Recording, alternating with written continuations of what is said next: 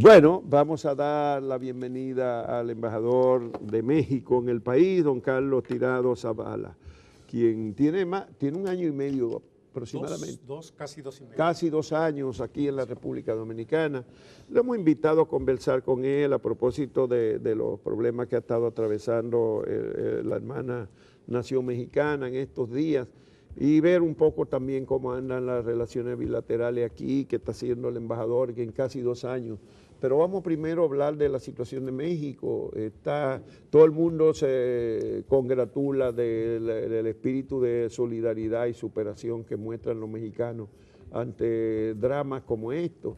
Un terremoto de esa magnitud, que además se produjo en la fecha que se recordaba el 32 aniversario del terremoto del 85, que fue inmensamente mucho más devastador. Sí. Yo diría que 20 veces más devastador, ¿verdad, embajador? Así es. Y en México se recuperó de esa. Así es. Sí, el terremoto de 1985 es sin duda un momento de un parteaguas en México, en todos los sentidos. Fue un movimiento que sacudió por completo la Ciudad de México y se tuvo que enfrentar la adversidad en circunstancias muy diferentes, en condiciones muy diferentes. Después de 1985 se desarrolló una cultura de prevención que se tradujo inclusive con leyes y con creación de instituciones cuya respuesta en este momento ha sido determinante. Justamente 2 horas después de que concluía un simulacro que se hace cada año desde 1985 en la fecha, 86, sí. En la fecha conmemorativa de ese sismo, de 19 de septiembre, ocurrió este sismo actualmente y operaron los mecanismos que existían y que se han perfeccionado con el tiempo. Lamentablemente, la alarma sísmica que se estableció, que permite que la gente disponga de por lo menos 30 segundos desde el momento en que ocurre el sismo en el epicentro hasta el resto de áreas geográficas donde puede tener efecto, esta vez no fue eficaz porque el epicentro ocurrió muy cerca de la Ciudad de México y no en las costas donde se orienta la alarma, sino al interior del continente. El pasado sismo del 7 de septiembre ocurrió a una distancia mucho mayor de la Ciudad de México. Tanto como 800 kilómetros, ¿verdad? Así es, mientras que este fueron 120 kilómetros. Y digo Ciudad de México porque siendo el área urbana más densamente poblada, con construcciones elevadas, obviamente tiene un riesgo mucho mayor. Los efectos del primer sismo tuvieron consecuencias directas principalmente en 2 estados, en Oaxaca y Chiapas.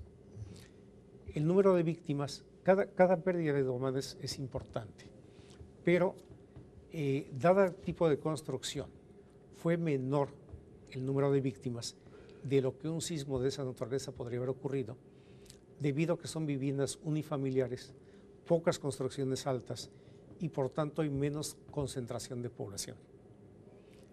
Días después, el 19 de septiembre, ocurrió en Ciudad de México, donde existe pues una población altamente concentrada en zonas urbanas y a una hora en la que también se encuentra la gente laborando, se encuentra en la calle, se encuentra en plena actividad.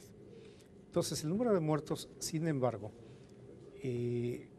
no fue en la magnitud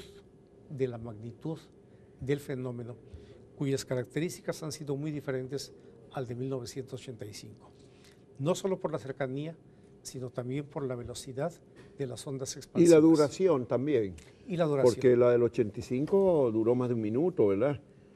El temblor del terremoto fue terrible por la extensión que tuvo. Fue oscilatorio y trepidatorio. Sí. ¿Cómo podemos evaluar el comportamiento de las construcciones en base a las disposiciones tomadas a raíz de aquel terremoto de hace 32 años? Esta es una tarea que se está llevando a cabo en este momento. Sin embargo, desde ya resalta que la mayoría de los 48 edificios que se derrumbaron durante el terremoto inmediatamente después fueron construcciones anteriores a 1985. Si bien después del sismo de 1985 se llevó a cabo una revisión de todas las construcciones, es posible que estas no hayan sido o bien suficientemente revisadas o bien hayan resistido el de 1985 sin necesidad de reforzamiento, y este terremoto afectó las estructuras originales como no lo había hecho el de 85. Pero en términos generales, construcciones después del La gran sismo, mayoría, efectivamente. Por ejemplo, todas esas Resistieron, torres, porque ha habido Sí. torres mucho más elevadas incluso. La torre latinoamericana, que era el emblema de la ciudad, hace rato que fue sobrepasada por 2 o 3 torres, ¿verdad?, en la ciudad. Así y hay es. Montones de torres muy altas, de La 30, Torre 40 Mayor, edificios. La Torre Mayor, el edificio Esa, de ninguna de esas resultados, que son construcciones de posteriores al 85, ninguna resultó lesionada. No, inclusive una torre en el conjunto habitacional Tlatelolco, que en 1985 sufrió daños muy severos. En la zona de Tlatelolco. Exactamente, en Tlatelolco, una torre de 22 pisos de departamentos. Se reforzó después de 1985. Y resistió ahora. Se hicieron trabajos durante varios años, 3 o 4 años, y esta vez resistió perfectamente. Era por donde estaba la Cancillería entonces. Exactamente. Esto es una muestra de que los trabajos de reforzamiento y apuntalamiento pueden dar resultados efectivos. Y esa es entonces la tarea inmediata que hay que hacer. Pero los mexicanos han comprendido eso como los japoneses y están preparándose para eso, porque definitivamente un terremoto de esa intensidad en cualquier parte donde no están preparados hubiese sido más catastrófico. Esto quiere decir esa seguridad de que no hubo torre ni edificio construido después del 85 que haya sido afectado, de que mejoró, aunque todavía ahora tendrán que seguir revisando las viejas construcciones de la ciudad. Efectivamente, sí ha habido algunos edificios más recientes, algunos prácticamente nuevos, que han sufrido daños severos. Entonces ya hay investigaciones del orden judicial para determinar si se respetó la norma, el tipo de material que se utilizó y tener un diagnóstico para establecer responsabilidades, porque las normas son muy claras. Otra diferencia que no ha habido edificio público casi, ¿verdad? Esta vez, porque en el 85 colapsaron por paquete los hospitales de la ciudad, colapsaron decenas de escuelas, edificios habitacionales construidos por el Estado. Esta vez parece que no son edificaciones públicas la mayoría, ¿verdad? Incluso la famosa escuela donde ha habido más víctimas no era una escuela pública. No, era una escuela privada, efectivamente. Sí, creo que también es importante destacar un dato. No se ha reportado un solo incidente de estampidas o de gente lastimada por una estampida. Las evacuaciones se hicieron conforme a esta campaña. Pero se acababan de hacer un simulacro 2 horas antes, embajador. Exactamente. Estaban preparados, cada año lo hacían. Eso es muy importante. Cada año lo hacen. Se hace todo el tiempo. Entonces, la gente, los niños en las escuelas no corren, no empujan, salen ordenada y rápidamente, con fluidez. Pero seguro que ahora algunos creyeron que no era, que era parte del simulacro cuando 2 horas después se produjo. El movimiento fue inmediato, de manera que el movimiento sísmico fue inmediato. 2 horas después. De manera que se sintió que realmente era un temblor verdadero y nada simulado. Señor embajador, una cosa que ha llamado la atención en esta situación es la solidaridad interna, no la ayuda externa que se manifiesta, sí, sino el comportamiento del mexicano que se dio inmediatamente a las tareas de recuperar y de alentar, y eso ha sido significativo y muy destacado a nivel internacional. ¿Qué nos puede decir al respecto? La solidaridad mexicana se ha manifestado siempre en muchos momentos, en momentos históricos, en momentos decisivos para el país, en muchos sentidos. Pero cuando aparece de una manera totalmente espontánea y verdaderamente notable, es en 1985. Recuerden ustedes que la tecnología, las condiciones de las que disfrutamos actualmente no existían en 1985. En 1985, uno de los grandes problemas fue la comunicación. En esa época se cayó la torre de Televisa, una de las televisoras privadas más importantes. Varias estaciones de radio dejaron de funcionar. No existía internet, no había internet. No existían los teléfonos celulares. De manera que la población, la sociedad civil, reaccionó con absoluta rapidez y espontaneidad, organizándose para rescatar vidas, de manera absolutamente espontánea. Actualmente, la gran mayoría de personas que participaron en las labores de rescate, de recuperación, fueron jóvenes nacidos después de 1985. Y esos jóvenes, muchos de ellos, narraban que sus padres les habían contado de 1985. Ellos tenían en la memoria el testimonio de sus padres y el recuerdo a través de sus padres de lo que padeció el país y particularmente la capital en 1985. Entonces, yo diría, por eso les mencionaba que 1985 fue un parteaguas donde aparece esta fuerza de la sociedad civil. Bueno, hay un grupo que le denominan los topos, creo que es como le llaman.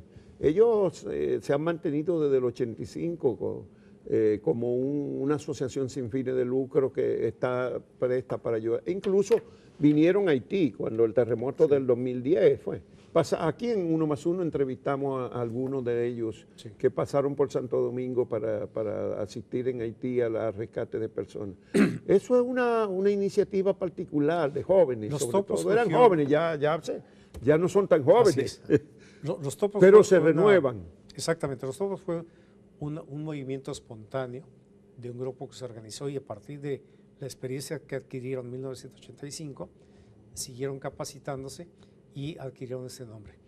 Pero también el Estado, a partir de ese momento, desarrolló y capacitó profesionales de los organismos encargados de protección civil para llevar a cabo esas tareas. O sea, esa era, digamos, una asignatura pendiente que se tenía y se subsanó mediante la capacitación con la especialización de binomios con perros para la búsqueda muy efectiva de personas atrapadas. También debo destacar la solidaridad internacional y la participación de cuerpos de otros países que llegaron no solamente con esta experiencia y esta formación de binomios entre el rescatista y su perro, sino también con tecnología que permitía localizar teléfonos celulares donde presumiblemente había personas. Entonces, la tecnología nos permite también tener mayores herramientas para una labor de rescate de emergencia. Posibles efectos que pueda tener estos últimos terremotos en el turismo, una cuestión sensible. Desde luego la zona más afectada es la Ciudad de México.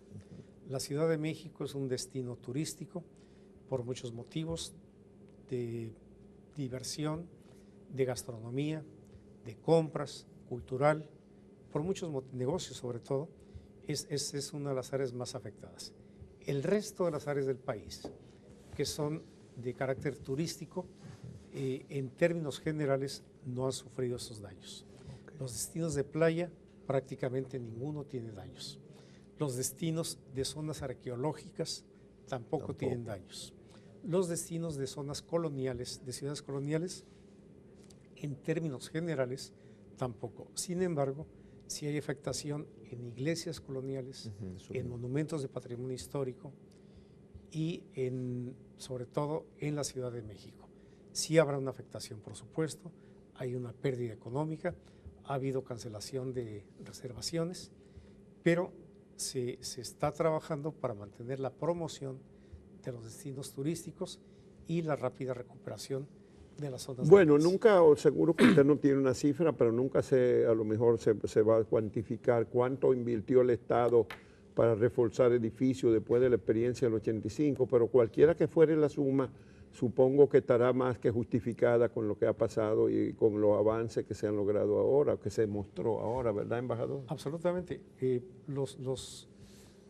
El presupuesto o el costo de una reconstrucción actualmente supera los 2.000 millones de dólares. Lo que se ha hecho ahora. Lo que se requiere hacer a partir Lo de que ahora. sea. ¿Y cuánto se requiere. invirtió? ¿Usted tiene idea en reforzar edificaciones después del 85? No. Nadie sabe. No habría una cuantificación porque muchos de estos trabajos fueron pagados por particulares. Sí. El Estado tuvo que demoler construcciones, volver a hacer construcciones nuevas, particulares igualmente. Pero es una inversión justificada. Absolutamente. Yo lo pregunto porque aquí hubo un terremoto en Puerto Plata en el 2003 y fue fuerte y destruyó escuelas, que por suerte no fue en horas laborables porque hubiese muerto cientos de jóvenes y niños. Pero aquí se dictaminó una comisión que investigó que todas las escuelas y hospitales tenían que ser reforzadas porque no estábamos preparados y todavía no hemos invertido el primer peso para eso.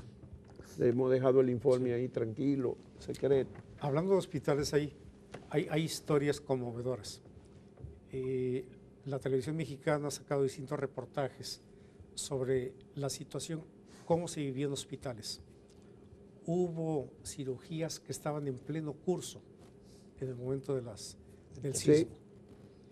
Y la prioridad de los médicos fue atender a sus pacientes, concluir la cirugía y poner a salvo a todo su personal.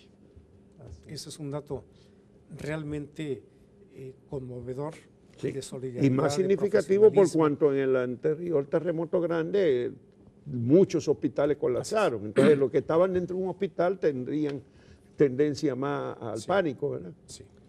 Aspectos positivos, a su juicio, de esta gran tragedia. Bueno, los aspectos positivos son sin duda la gran solidaridad ciudadana, la coordinación espontánea que existió entre las fuerzas del orden público, entre los organismos de protección civil, cómo se coordinó rápidamente la ayuda.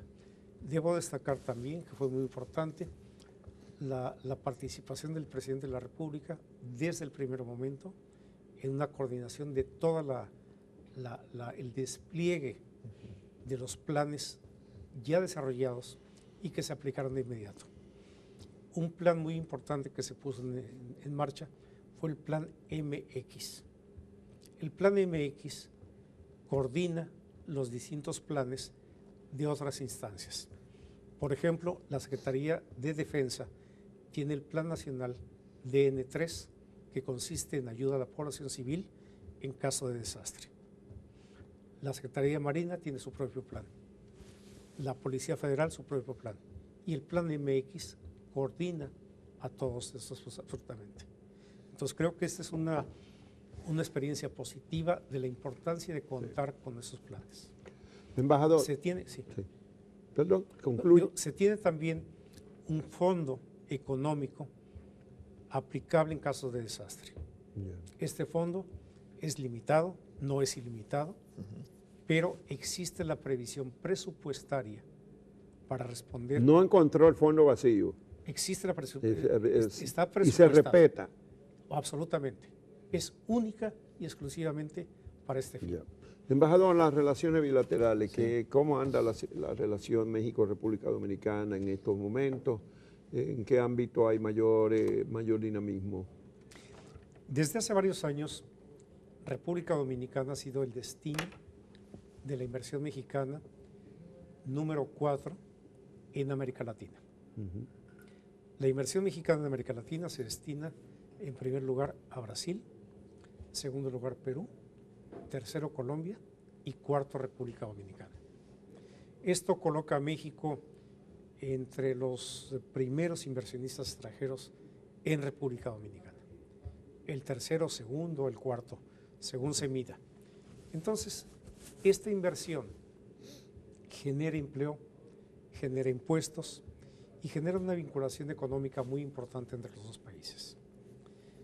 Tenemos proyecciones de que seguirá aumentando esta inversión, pero la parte que tenemos menos desarrollada es la parte de relación de intercambios comerciales. Si comparamos con otros países, por supuesto estamos en una muy buena posición, pero creemos que no es suficiente. México es el cuarto proveedor de República Dominicana, pero el destino México todavía está muy por debajo de las expectativas. Sí, ¿qué es lo que no está vendiendo México? ¿Petróleo? ¿Todavía vende petróleo? En derivados. Se concentra el mayor porcentaje. Y en una alta proporción petróleo. Así También es. productos médicos y qué otra cosa. Hay un intercambio de productos médicos, hay intercambio de otro tipo de productos, por ejemplo, pieles para fabricación de calzado y otros productos. Alguna tecnología también. Hay productos para elaboración de circuitos eléctricos, distintos materiales. En muchos casos, muchas gracias. En muchos casos Gracias. hay un intercambio del mismo sector, de la misma línea de productos, aunque obviamente con diferentes ¿Cuáles son los características. montos del intercambio comercial ahora mismo? El año pasado. El año pasado estaba cerca de los 800 millones de dólares. Llegó a estar hasta cerca de 1.100 millones de dólares el comercio total. Sin embargo, la caída del precio del petróleo ha disminuido los montos totales. Pero ese balance es beneficiario para México como de cuánto, 80-20. Cerca de 500 millones de dólares son exportaciones mexicanas y cerca de 300 son exportaciones dominicanas, una cifra bastante considerable. Bueno, entonces como un 60-40 más. Así es. ¿Nos pueden decir cómo va la negociación con el tratado con Estados Unidos-Canadá? La posición de Trump y qué se espera. Porque desde denunciar, hay que abolir, ahora vamos a negociar. Bueno, la negociación ha continuado en su fase técnica sobre la base de encontrar acuerdos que beneficien y favorezcan a las tres partes. Este debe ser el objetivo de un acuerdo que no tiene beneficios para una de las partes no es buen acuerdo. Nosotros creemos, y así lo pensó México desde el principio, que la región de América del Norte es sin duda una de las regiones económicamente más importantes del mundo. La región como tal, la economía de Estados Unidos, por supuesto, Sí. es una economía de primerísimo orden mundial, pero con Canadá y con México puede ser mucho mayor y mucho más fuerte.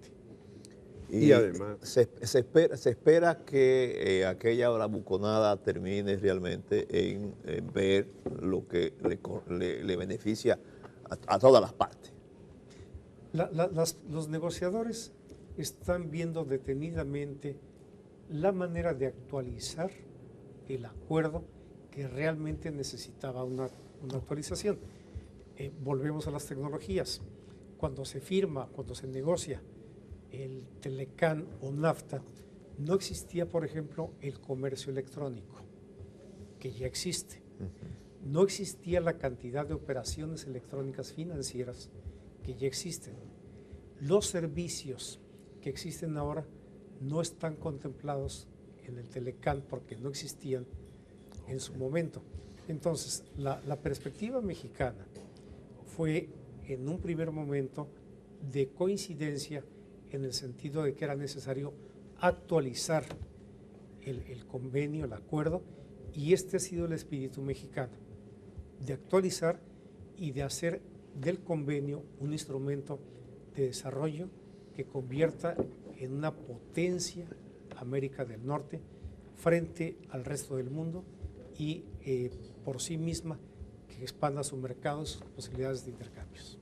Bueno, pues ahí México también tiene, todavía hay muchas becas de dominicanos en México. Durante décadas muchos profesionales dominicanos hicieron posgrado en el Tecnológico de Monterrey, varios cientos de dominicanos pasaron por ahí, muchos de ellos becados por el Estado mexicano. Había una asociación y hay una asociación también de dominico-mexicana de comercio. Sí. ¿Están activas esas instituciones? Hay una asociación que se llama de Exatec, Exatec, sí. los exalumnos del Del Tecnológico Tecnológico. Del Tecnológico de que Monterrey. estudiaron específicamente en este tecnológico. Está activa. La Cámara Dominicano-Mexicana de Comercio está activa y yo tengo una comunicación permanente, continua, con el embajador Alejandro González Pons, el embajador de República Dominicana en México. Los dos tenemos el mismo objetivo. Qué bueno. Nuestra misión es la misma, acercar a los dos países.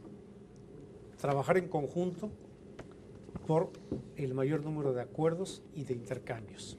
Entonces, yo celebro y lo felicito por la creación de la Cámara Mexicano-Dominicana en México. Él fue el impulsor de la creación de esta Cámara, que complementa los esfuerzos de su homóloga que funciona en Santo Domingo, y creemos que con algunos nuevos instrumentos que tenemos, como por ejemplo el vuelo diario Exacto, de que Aeroméxico. existe de Aeroméxico Sí. entre Ciudad de México y Santo Domingo, Ya es diario el vuelo. ya es diario. Es desde el 12 de mexicana, ¿qué septiembre. vuela? Mexicana había sido. Aeroméxico. Aeroméxico. Comenzó con 5 frecuencias a la semana Ya es diario. y ahora es diario. Sí. Y este vuelo ha permitido la exploración de mercados por parte de empresarios, empresas pequeñas y medianas que ven la posibilidad de hacer negocio de aquí para allá o de allá para acá. Y por supuesto que este vuelo habrá de ayudar para que el destino Santo Domingo Exacto. se promueva en México. Punta Cana se vende solo. Lo conoce todo el mundo quiere venir. Sí. Pero Santo Domingo es un destino todavía no conocido y que puede resultar muy atractivo. Los mexicanos podemos viajar 4 horas en coche para ir a Acapulco, igualmente podemos viajar 4 horas en avión para venir a Santo Domingo. Bueno, señor embajador, vamos a agradecerle su comparecencia y desearle que ese espíritu de superación continúe y que pronto haya una recuperación necesaria en México. Así que muchísimas gracias. Muchas gracias. Yo quiero aprovechar, si me permiten, la oportunidad para agradecer las numerosísimas muestras de solidaridad, de afecto, los mensajes que hemos recibido de dominicanos, tanto de funcionarios como de particulares, que nos hacen llegar toda su solidaridad y afecto, y es cuando valoramos realmente la amistad que existe entre los dos pueblos. Muchas gracias. Muchas gracias, embajador.